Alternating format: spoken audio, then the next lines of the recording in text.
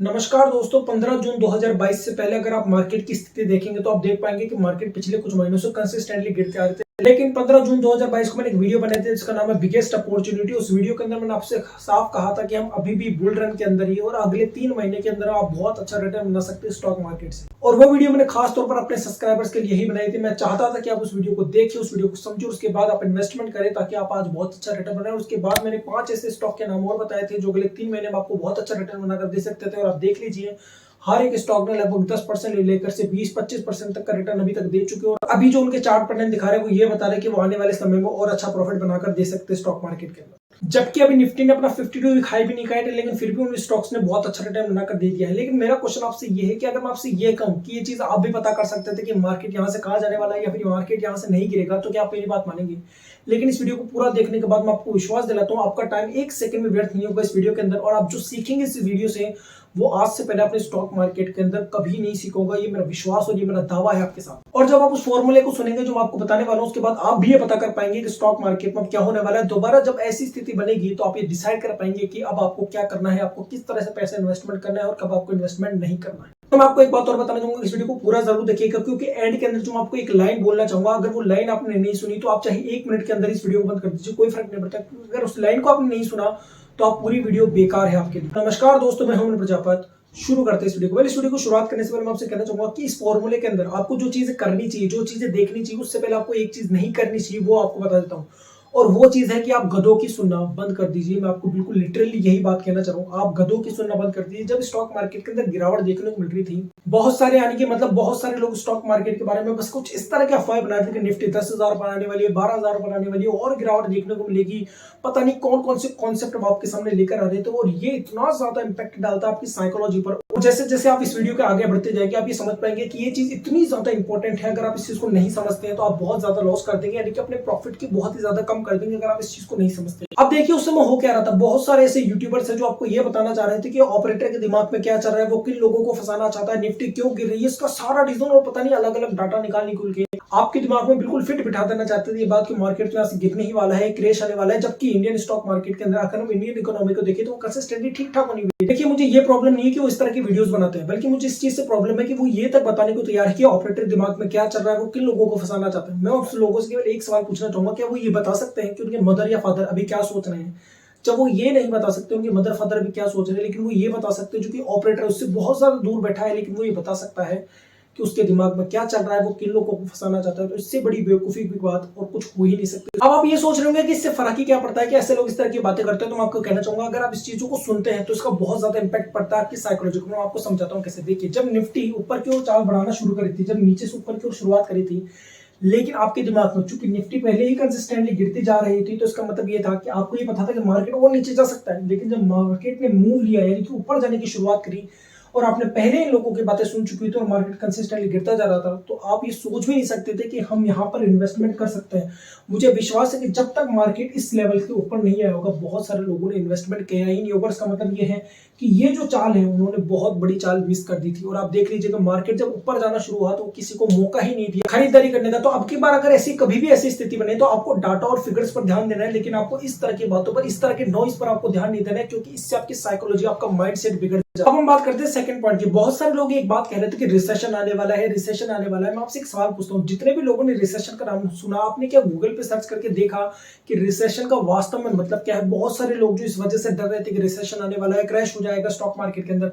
आप पूछिए खुद से कि आपने पूछा खुद से कि आपने रिसर्च करी कि रिसेशन का मतलब क्या है? रिसेशन का मतलब है कि किसी कंट्री की जीडीपी यानी कि उसकी इकोनॉमी को पूरी तरह तहस नहस हो जाना, बर्बाद हो जाना, अनएम्प्लॉयमेंट रेट बढ़ जाना, इन्फ्लेशन बहुत ज्यादा बढ़ जाना, कंपनी के रिजल्ट कंसिस्टेंटली खराब होना। अब मैं आपसे पूछता हूं, जितनी गंभीरता से मैंने आपको ये सारी चीजें बताई, उसका 10%, 20% भी यूएस की इकोनॉमी के अंदर दिखाई दे रहा था। चूंकि आप जानते हैं यूएस की कितनी बड़ी इकोनॉमी है, उसके अंदर आपको क्या इंपैक्ट देखने को मिल रहा था जिस गंभीरता से मैंने आपको कहा, नहीं देखने को मिला। चूंकि आपको डाटा तो इस पर दिखाई दे रहे थे कि इन्फ्लेशन बढ़ता जा रहा है, लेकिन उस इन्फ्लेशन को कंट्रोल भी किया जा रहा था, साथ के साथ इंटरेस्ट रेट के बढ़ाने से, लेकिन फिर भी आप ये कहेंगे कि कुछ ना कुछ तो डाटा हमें दिखाई दे रहा था, तो आपको उसको इग्नोर भी नहीं करना। सोचिए कि आप किसी कंट्री के प्रेसिडेंट है। अब आप सोचिए कि एक ऐसी कंट्री के प्रेसिडेंट है जो कि वर्ल्ड पावर है, जिसकी इकोनॉमी भारत से कई गुना ज्यादा है। अब मैं आपसे एक सवाल पूछता हूँ, बड़े ध्यान से समझिएगा इस सवाल को। अगर आप उस कंट्री के प्रेसिडेंट है, तो क्या आप अपनी इकोनॉमी को, अपने देश की इकोनॉमी को यूं ही बर्बाद होता नहीं देंगे? आप कुछ भी नहीं करेंगे उसको सुधार करने के लिए, जबकि केवल मेन मुद्दा तो यही कि इन्फ्लेशन रेट कंसिस्टेंटली बढ़ता है। ऐसा इन्फ्लेशन यूएस ने इससे पहले नहीं देखा, तो इसकी वजह से बहुत ज्यादा इंपैक्ट देखने को मिल रहा है यूएस के मार्केट के अंदर। अब मैं आपसे पूछता हूँ कि एक इन्फ्लेशन रेट के बढ़ने से या कंपनी को रिजल्ट कुछ महीनों से खराब आने से आप उस कंपनी को, यानी कि अपने देश को यूं ही बर्बाद हो जाने देंगे, अपनी जीडीपी को यूं ही खत्म हो जाने देंगे, अपनी इकोनॉमी को यूं ही खत्म हो जाने देंगे? नहीं, बल्कि उसमें सुधार करने का कोशिश करेंगे। और यही मैं आपको बताना चाह रहा हूँ, कोई भी देश अपनी इकोनॉमी को यूं ही बर्बाद नहीं होकर देगा, खास तौर पे यूएस जैसा देश जिसकी इकोनॉमी कई गुना ज्यादा है बाकी देशों की तुलना में। तो अब आप सोचिए, इस स्थिति में क्या रिसेशन आ सकता है? नहीं आ सकता, बहुत ही ज्यादा कम चांसेस है। लेकिन उसका तरीका भी मैंने उस वीडियो के अंदर आपको बताया कि अगर ऐसा हो भी जाता है तब भी आपको किस तरह से इन्वेस्टमेंट करना है। इसलिए आप चाहे तो इस वीडियो के बाद उस वीडियो को जरूर देख लीजिएगा। तीसरा पॉइंट है इकोनॉमी का अंतर। अगर आप बड़े ध्यान से देखेंगे यूएस की इकोनॉमी और भारत की इकोनॉमी, तो आप बहुत बड़ा डिफरेंस देख पाएंगे। यूएस की इकोनॉमी पहले ही बहुत अच्छी ग्रोथ आ चुकी है, जबकि अगर हम इंडियन इकोनॉमी की बात करें तो इंडियन इकोनॉमी की जो ग्रोथ है वो कंसिस्टेंटली बढ़ती जा रही है। इसका मतलब ये है कि जो यूएस है उसको अपनी इकोनॉमी को कम नहीं होने दे रहा है, यानी कि उसको सस्टेन बना के रखना है और कंसिस्टेंटली उसको धीरे धीरे बढ़ाता जाना है। जबकि इंडियन इकोनॉमी को तो रुकने की आवश्यकता ही नहीं, यानी कि उसको सस्टेन रखने की आवश्यकता नहीं है, बल्कि इंडियन इकोनॉमी तो पहले ही बहुत तेजी से बढ़ती जा रही है। आप देख लीजिए, नए नए स्टार्टअप्स लॉन्च होते जा रहे हैं। अगर आप जीएसटी नंबर देखेंगे, टैक्सेस के नंबर देखेंगे, इंपोर्ट एक्सपोर्ट के नंबर देखेंगे, आप देख लीजिए हर तरह से, आप चाहे कंपनियों की क्वार्टर रिजल्ट देख लीजिए, ईयरली रिजल्ट देख लीजिए, कंसिस्टेंटली कंपनीज प्रॉफिटेबल होती जा रही है, जिससे इकोनॉमी पर बहुत ज्यादा इंपैक्ट अच्छा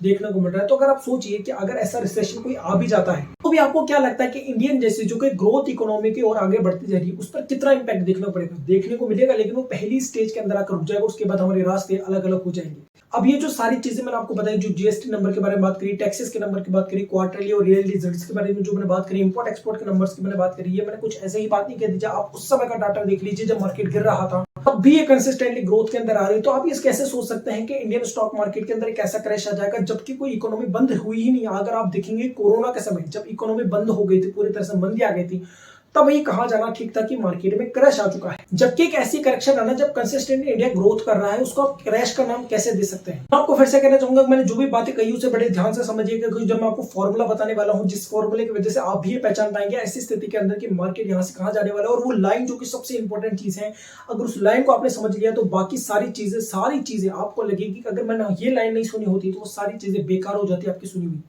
तो चौथा पॉइंट जो कि आपको समझना चाहिए वो है बुल रन। देखिए, जब कोरोना के समय मंदी आ गई थी, मार्केट कंसिस्टेंटली गिरते जा रहे थे, उसके बाद मार्केट ने जब एक तेजी पकड़ी, उस तेजी को आपने क्या नाम दिया? आपने कहा कि बुल रन आ गया है, कंसिस्टेंटली तेजी बरकरार है। जब भी लोगों को ये लगता मार्केट गिरने वाला है, लेकिन मार्केट फिर से पीक पकड़ लेता, मार्केट बढ़ता जा रहा था, सभी के सभी बस एक ही बात कर रहे थे कि बुल रन चल रहा है, इन्वेस्ट कीजिए, बुल रन चल रहा है। मेरे आपसे एक सवाल है कि आप 1 मिनट के लिए इस वीडियो को पॉज कीजिए और पूछिए, क्या वास्तव में आपको भी ये लग रहा था कि वो बुल रन था? अगर आप कहते हैं हाँ, तो मैं आपसे कहना चाहूंगा कि जो बुल रन होते हैं उसके फेजेस होते हैं, और वो फेज इतना छोटा कभी नहीं हो सकता। और यही बात मैंने उस वीडियो के अंदर भी कही थी कि जब बुल रन चलता है तो बुल रन एक फेज की तरह होता है, चाहे बुल रन हो या बेयर रन, एक फेज की तरह चलता है। अगर आप जापान का इंडेक्स देखेंगे निक्केई, तो आप देखेंगे वहां पे जो बुल रन है वो भी बहुत बड़ा आया था, और वहां पे जो बेयर रन है वो भी बहुत बड़ा आया था।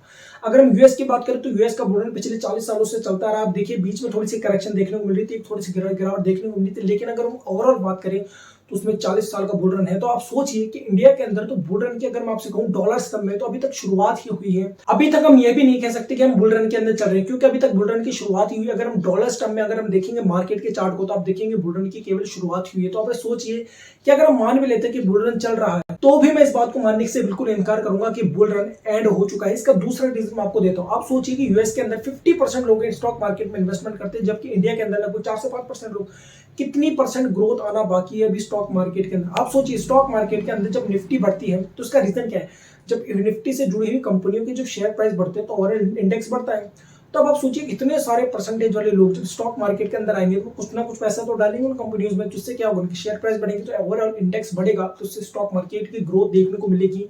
तो ये क्या होगा? ये बुल रन की तरह ही तो होगा। तो ये एक बहुत ही ज्यादा इंपॉर्टेंट चीज है जो आपको समझनी चाहिए। जो बुल रन है वो एक फेज की तरह होता है, चाहे बुल रन हो बेयर रन हो। और इस बात को अपने दिमाग में बिठा लीजिए कि वो फेज कभी भी 1 साल 1.5 साल का नहीं होगा, वो फेज लंबा चलेगा, लेकिन उसके बीच में एक करेक्शन आपको जरूर देखने को मिलेगी। हो सकता है 2-3 करेक्शन वो देखने को मिल जाए, 4-5 भी दिख जाए, अगर आप 2008 का क्राइसिस अगर आपने जानते हैं, अगर आपने उसके बारे में पढ़ा है, उसके बारे में समझा है लोगों से, तो आप देख पाएंगे उससे पहले जब मार्केट में बुल रन आया था उस समय भी एक ऐसा ही करेक्शन देखने को मिल रही थी 2006-7 के आसपास। उस समय भी लोगों को लग रहा था कि मार्केट में क्रैश आने गया है, लेकिन वास्तव में क्रैश नहीं था, वो एक करेक्शन थी उसी बुल मार्केट की। क्रैश वास्तव में 2008 के अंदर आया। तो जब भी इस तरह का बुल रन चलता है तो इस तरह की करेक्शन देखने को मिलती है, क्योंकि जो लोग स्टॉक मार्केट के अंदर एक हवा के अंदर आए हैं, जो तेजी के अंदर है, उसको स्टॉक मार्केट हटा सके, निकाल सके ऐसे लोगों को, ये सबसे बड़ा रीजन है स्टॉक मार्केट में इस तरह की करेक्शन का। इसलिए अगर आप ध्यान से देखेंगे, मैंने इस वीडियो का नाम दिया था बिगेस्ट अपॉर्चुनिटी। मैंने किसी भी तरह का इस तरह का नाम नहीं दिया कि रिसेशन आने वाला है या फिर और कुछ व्यूज के लिए। मैंने आपसे साफ कहा था ये बिगेस्ट अपॉर्चुनिटी है। कोरोना के बाद ही एक ऐसी स्थिति बनी है जब आप इन्वेस्टमेंट कर सकते हैं और बहुत अच्छा रिटर्न बना सकते हैं। अब बात करते हैं पांचवें रीजन की, और वो है डाउ थ्योरी। देखिए, डाउ थ्योरी अलग से एक बहुत बड़ा टॉपिक है, लेकिन मैं आपको छोट फॉर्म में समझाना चाहूंगा, जो कि बहुत बहुत बहुत ज्यादा इंपॉर्टेंट आपको समझना। देखिए, डाउ थ्योरी ये कहती है कि जब मार्केट के अंदर करेक्शन देखने को मिलती है, स्टॉक्स बहुत बहुत बहुत ज्यादा गिर जाते हैं, और जब कोई स्टॉक को खरीदने के लिए तैयार ना हो, आपके सामने स्टॉक पड़ा है, आपको पता है कंपनी बहुत अच्छा काम करती है, लेकिन आपका हाथ उस स्टॉक पे दब ही नहीं रहा, उसको खरीदने के लिए आप बहुत ज्यादा घबरा रहे हैं, आपको स्टॉक्स को खरीदने में बहुत डर लग रहा है। समझ लिए कि वो एक ऐसी स्थिति है जब स्मार्ट मनी एंट्री करने वाली। देखिए, स्मार्ट मनी केवल एक बड़ा पैसा नहीं है, स्मार्ट मनी स्मार्ट लोग हैं। मैं स्मार्ट मनी को केवल स्मार्ट मनी बड़ा पैसा ही नहीं कहता। स्मार्ट मनी स्मार्ट लोग हैं जो उनको पता है कि उन्हें कब किसी स्टॉक में एंट्री करनी चाहिए। सोच कर देखिए, एक व्यक्ति जिसके पास सारा फंडामेंटल पड़ा है किसी कंपनी का, वो किसी कंपनी के टॉप पर इन्वेस्टमेंट क्यों करेगा? वो चाहेगा उस कंपनी के सबसे वीक पॉइंट पर, यानी कि सबसे कमजोर पॉइंट पर इन्वेस्टमेंट करे, ताकि अगर वो स्टॉक 500-600 पॉइंट्स की जो भी तेजी दिखाए उसमें उसको ज्यादा से ज्यादा मुनाफा। डेफिनेटली हर व्यक्ति जब यही चाहता है, तो वो जो बड़ा व्यक्ति वो क्यों नहीं चाहेगा इस तरह की सोच?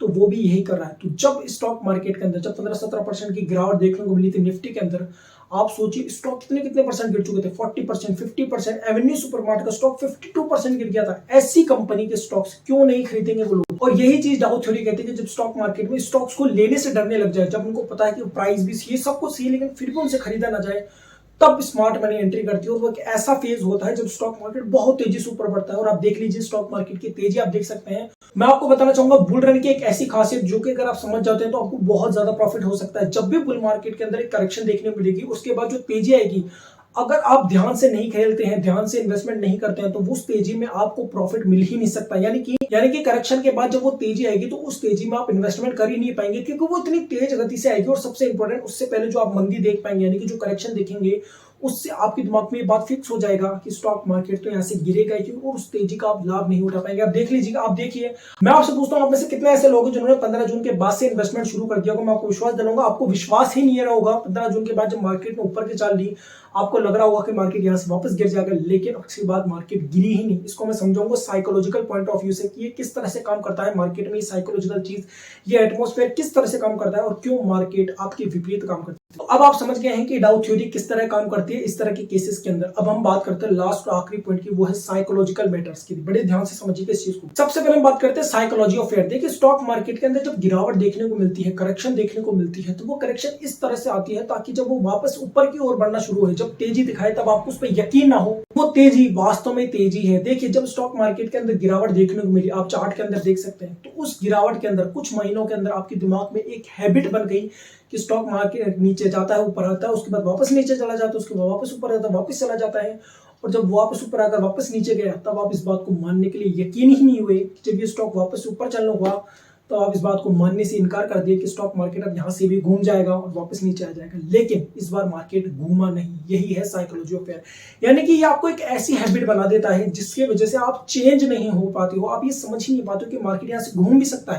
आपको हर तरह से सोचना चाहिए जब आप स्टॉक मार्केट में इन्वेस्टमेंट करें, लेकिन मार्केट की इस हैबिट के कारण आप चेंज नहीं हो पाते हो बहुत जल्दी से, और उसकी वजह से आप उस चाल का हिस्सा बनने से बहुत दूर हो जाते हो या बहुत लेट चाल को पकड़ते हो। दूसरी है साइकोलॉजी ऑफ मनी। इसको बड़े ध्यान से समझिएगा। देखिए, अगर मैं आपसे कहूं कि आपके पास हर दिन जेब के अंदर 10,000 रुपए आ रहे हैं, हर दिन आपके पास जेब में 10,000 रुपए आ रहे हैं, तो आप क्या करेंगे? चलिए मैं आपको बताता हूं। पहले 10,000, पहले कुछ दिनों के 10,000 को आप इन्वेस्टमेंट करेंगे या अपने पास सेव रखेंगे, लेकिन अगर कंसिस्टेंटली आपके पास 10,000 रुपए आते जा रहे हैं, फिर उसको आप दबा के खर्च करेंगे, आप बहुत सारी जगहों पर उसे खर्च करेंगे, क्योंकि उसको खर्च करने पर आपको बहुत ही ज्यादा खुशी मिलती है और कुछ समय बाद वो आपकी हैबिट बन जाएगी।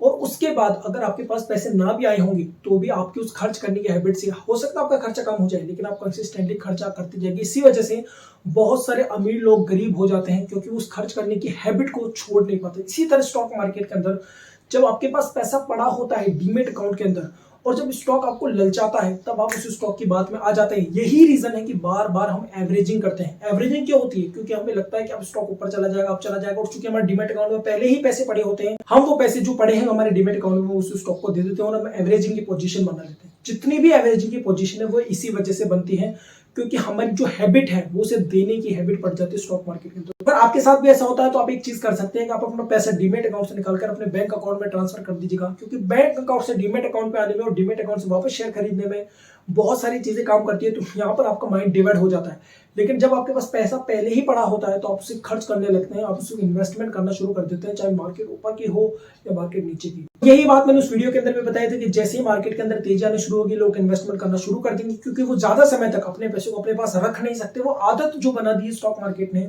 उससे वो पैसे इन्वेस्टमेंट करेंगे और इसी तरह बाकी लोग भी इन्वेस्टमेंट करेंगे, जिससे स्टॉक मार्केट के अंदर एक बड़ी चाल देखने को मिलेगी। और आप देख सकते हैं इतनी बड़ी चाल आके देखने को मिली कि बहुत सारे लोग तो इन्वेस्टमेंट कर ही नहीं पाए उस समय पर। तीसरी है साइकोलॉजी ऑफ स्टॉक मार्केट। अब इस चीज को बड़े ध्यान से समझिएगा जो मैं आपको कहना बताऊं। स्टॉक मार्केट जो है वो हर किसी को पैसा नहीं बनाने देना चाहता, यानी कि वो नहीं चाहता कि कोई भी व्यक्ति उसे आसानी से खरीद ले उस स्टॉक को अच्छे दाम पर। अब आप ये कहेंगे ऐसा कैसे हो सकता है? आप हिस्ट्री उठाकर देख लीजिए इस चीज की।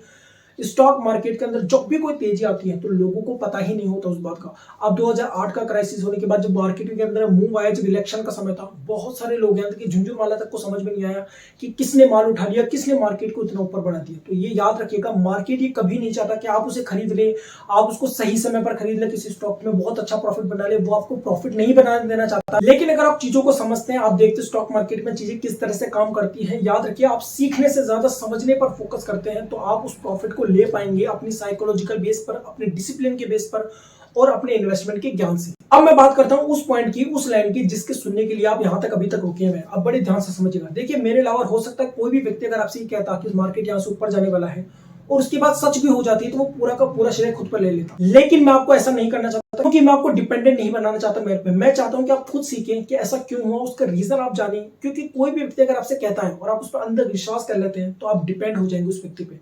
मैं चाहता हूं आप ये जानें कि इसका बेस क्या है पीछे का। तो अब मैं आपको वो बात बताने वाला हूं। मैंने आपसे ये नहीं कहा कि मार्केट यहां से ऊपर जाने वाला है, बल्कि मैंने आपसे ये कहा कि मार्केट यहां से नीचे नहीं जाएगा। उन दोनों में बड़ा ही अंतर है। अगर कोई व्यक्ति आपसे ये कह रहा है कि मार्केट यहां से ऊपर जाने वाला है, इसमें इन्वेस्टमेंट कर दीजिए, तो आपको पागल बना रहा है। लेकिन मेरी बात का उस समय भी कहने का मतलब ये था कि मार्केट यहां से नीचे नहीं जाएगा। मेरी साइकोलॉजी और जो चार्ट पैटर्न्स में देख रहा था उसके अकॉर्डिंग जो मुझे दिखाई दे रहा था, मैंने आपको वो बताया कि मार्केट यहां से नीचे नहीं जाएगा। और वैसा ही हुआ। 15 जून के बाद हो सकता है 1-2 दिन मार्केट और नीचे गया था, लेकिन मार्केट आखिर के अंदर ऊपर जाना शुरू कर दिया था।